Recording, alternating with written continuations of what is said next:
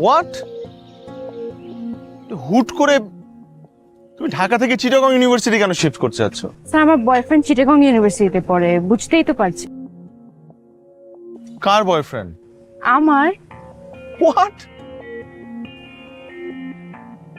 এই পিচ্ছি মেয়ের বলে বয়ফ্রেন্ড আছে? পিচ্ছি? আমি পিচ্ছি না। না তুমি পিচ্ছি না, তোমার বয়ফ্রেন্ড পিচ্ছি।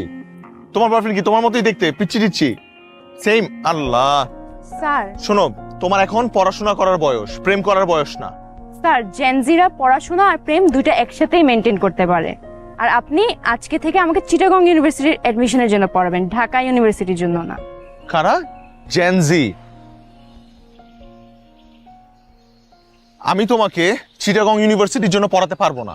আপনি না পারলেও আপনার পড়াতেই হবে। না, আমি পারবো না তোমাকে পড়াতে। আপনার পড়াতেই হবে। আমি বাধ্য না। আপনি বেনিফিট পাবেন।